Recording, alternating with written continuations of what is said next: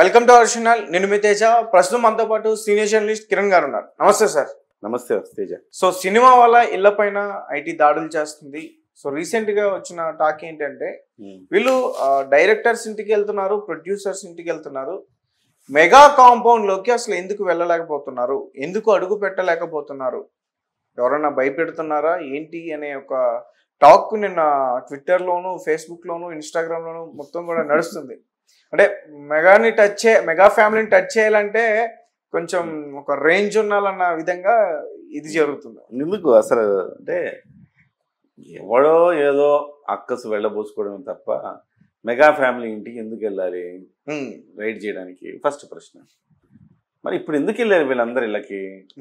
వీళ్ళు మాకు 1831 కోట్లు వచ్చాయని ఒక ఆయన, మాకు 200 కోట్లు వచ్చాయని ఒక ఆయన, ఇలాగ చెప్పుకుంటా పోతా ఉన్నారు. ఎవరు సంక్రాంతి బ్లాక్ బస్టర్ మాదే, ఇన్ని కలెక్షన్లు, ఇన్ని కోట్లు అని చెప్పుకుంటున్నారు కదా. ఆ చెప్పుకోవటం వల్ల వెళ్ళారే తప్ప అవునా అన్ని కోట్లు వచ్చినాయా, మరి ఎన్ని కోట్లు చూపిస్తున్నావు, నేను ఎంత నువ్వు కడుతున్నావు ట్యాక్స్ అని చెప్పేసి వెళ్ళారు ఐటీ వాళ్ళు. అంతే తప్ప సినిమా వాళ్ళందరి ఇళ్ళ మీదకి వెళ్ళాలని కాదు కదా అక్కడ లెక్క. కేవలం ఈ సినిమాలు వచ్చినాయి, ఎంత ఖర్చు పెట్టారు సినిమాకి, మీకు ఎంత రెవెన్యూ వచ్చింది, ఎంత దాచారు, ఎంత పంచారు, ఇవన్నీ తెలుసుకోవడానికి వచ్చింది. అంతే తప్ప ఇందులో చిరంజీవి ఫ్యామిలీకి కానీ మెగా ఫ్యామిలీకి ఏంటి సంబంధం? అసలు ఏమున్నాయి? మహా అంటే నువ్వు అనుకుంటావు గేమ్ చేంజర్ సినిమా ఉందని. గేమ్ చేంజర్ ఆర్థికంగా ఇబ్బంది పడిందని మనం అనుకుంటూనే ఉన్నాం కదా. సో అటువంటిప్పుడు ఆర్థికంగా లాభం వచ్చిన దగ్గరికి ఐటీ వెళ్తుంది, కానీ ఆర్థికంగా ఇబ్బంది వచ్చిన దానికి ఐటీ ఎందుకు వెళ్తుంది? ఐటీ వెళ్ళదు. సో ఆ రకంగా రామ్ చరణ్ ఇంటికి వెళ్ళే అవకాశం లేదు. వెళితే బన్నీ బాబు ఇంటికి వెళ్ళాలా? అంటే ఒకవేళ వెళ్ళాలనుకున్న చిరంజీవి గారిని దాటి వెళ్ళే శక్తి వీళ్ళకు ఉందనుకోవచ్చా? ప్రభుత్వం అండి, చట్టం తన పని, చట్టం ముందు అందరూ సమానులే. అది చిరంజీవి గారైనా, కిరణ్ అయినా, తేజ అయినా, ఎవరైనా చట్టం ముందు సమానులే. చట్టం ఎవరికి చుట్టం కాదు. కాబట్టి ఎవరినైనా విచారించవచ్చు చట్టం. అంటే నేను ఎందుకు ఈ ప్రశ్న అడిగానంటే, చిరంజీవి గారు నార్మల్ గా గాడ్ ఫాదర్ సినిమా తీశారు, కానీ రియల్ లైఫ్ లో కూడా అదే పాత్రలో ఉంటారు గాడ్ ఫాదర్ లాగా ఇండస్ట్రీలో. అందుకని అడుగుతున్నా. ఇండస్ట్రీకి గాడ్ ఫాదర్ అయినంత మాత్రాన ఆయన ఇంటికి వెళ్ళకూడదు, ఐటీ సోదాలు చేయకూడదు అని ఏమైనా ఉంటుందా? ఇప్పుడు బన్నీ అంతకుముందు ఈ ఘటన జరిగినప్పుడు కూడా అందరూ అనుకున్నారు అల్లు అర్జున్ అయితే ఏంటి మనిషి కాదా, అల్లు అర్జున్ తప్పు చేయడా, తప్పు చేస్తే మీరు శిక్షించరా అని అందరూ అడిగారు.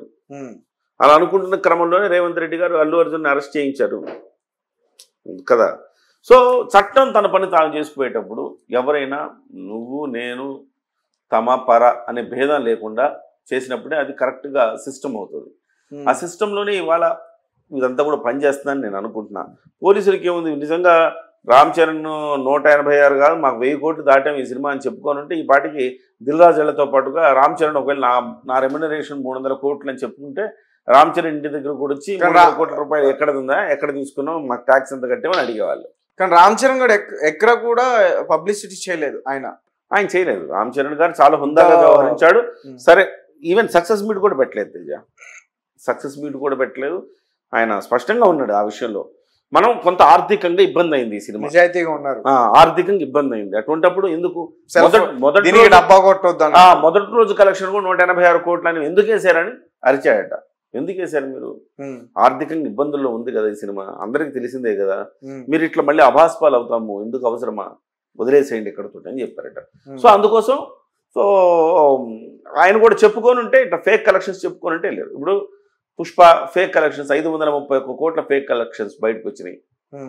బయటకు వచ్చినట్టు మరి 530 కోట్ల రూపాయలు ఎక్కువ చూపించారు. వాళ్ళేమో కలెక్షన్ ఎంత కడతామంటే 1100 కోట్లే కడతాను ట్యాక్స్ అంటున్నాడు.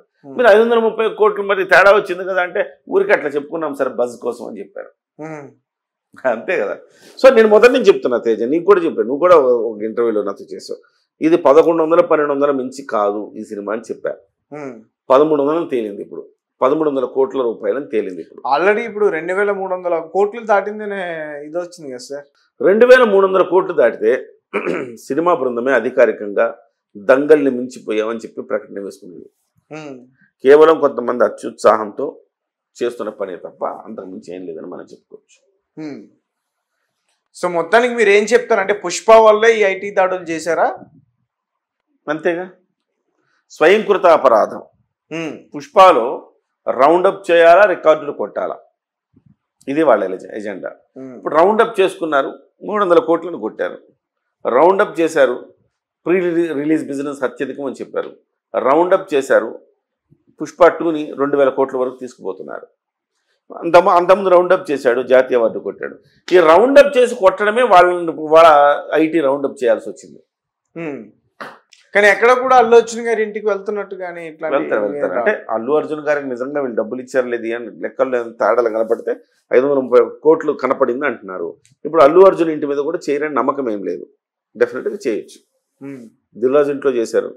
అల్లు అర్జున్ కూడా దీంట్లో కొంత పెట్టుబడి పెట్టాడని చెప్పుకుంటున్నారు. కాబట్టి అల్లు అర్జున్ ఇంటికి కూడా వెళ్ళటం అనేది ఖాయమని మనం ఈ రోజు రేపు 2-3 రోజుల గ్యాప్లో అల్లు అర్జున్ ఇంటికి కూడా వెళ్తారు. కేవలం మెగా ఫ్యామిలీ అని కాదు, ఎవరైతే మెగా ఫ్యామిలీ ఏముంది, వెంకటేష్ ఇంటికి వెళ్ళారా? దానికి వెళ్ళలేదు కదా. ఆయన పైగా సినిమా కూడా తీశాడు. బాలకృష్ణ ఇంటికి వెళ్ళారా? వెళ్ళలేదు కదా. నాగార్జున ఇంటికి వెళ్ళారు? వెళ్ళలేదు కదా.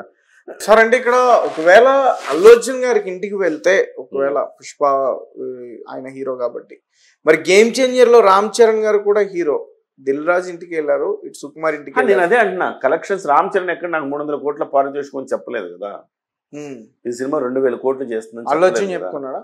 అల్లు అర్జున్ చెప్పాడు. అల్లు అర్జున్ వార్త అంటే అల్లు అర్జున్ నేరుగా చెప్పకపోయినా పిఆర్ టీం వదులుతుంది కదా. 300 కోట్ల రూపాయలు పొందిన ఏకైక తెలుగు హీరో, ఒక్క సినిమాకి 300 కోట్ల రూపాయలు రెమ్యునరేషన్ అంటే మామూలు విషయం.